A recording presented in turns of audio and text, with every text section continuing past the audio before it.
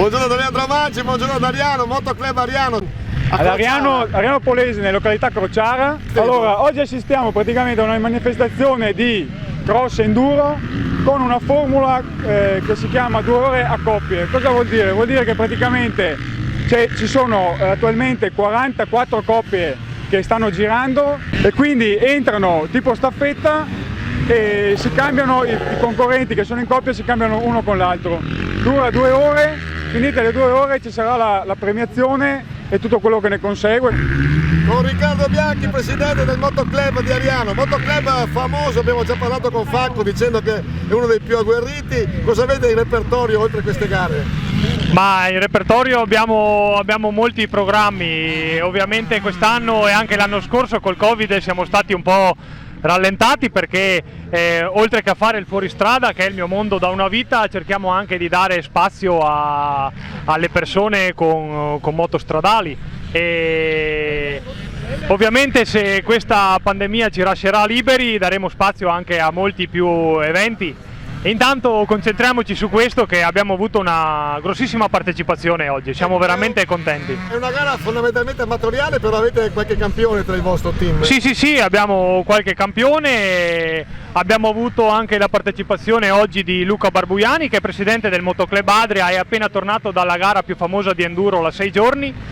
E abbiamo tanti altri piloti del Motoclub Portoviro altrettanto forti che si sono distinti in vari campionati regionali e anche italiani, quindi grossa partecipazione anche di piloti molto forti e sarà molto agguerrita quest'oggi. E quindi lunga vita al Motoclub Ariano. Lunga vita al Motoclub Ariano. Ciao a tutti. Tutto a posto. Ciao.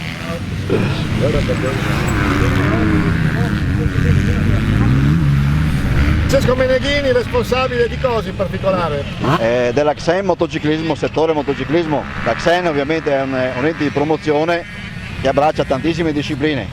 Io sono responsabile nazionale per quello che riguarda il motociclismo. Ecco, secondo te c'è qualche campione oggi che ha visto col tuo occhio clinico da intenditore? Ma abbiamo visto May, abbiamo visto Augusti, anche i Bianchi, gli organizzatori, sono piloti veloci, insomma tutto sommato. Sarà una sfida molto aperta, ma chi vince sappiamo già più o meno saranno questi 3 o 4. Ecco, è uno sport che ha proseliti sempre più numerosi? No, tutto sommato è uno sport che non è costosissimo. Uno può prendere una moto usata, i pneumatici li cambia proprio quando è alla frutta, per cui non costa più di tanti altri sport. Ovviamente fare magari footing, jogging costa molto meno, però è uno sport che dà molte soddisfazioni e si può praticare con una spesa tutto sommato contenuta.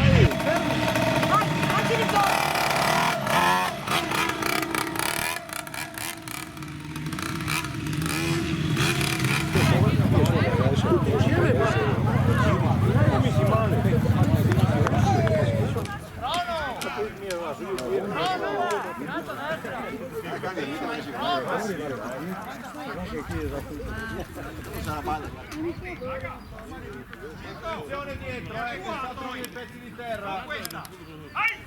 Via.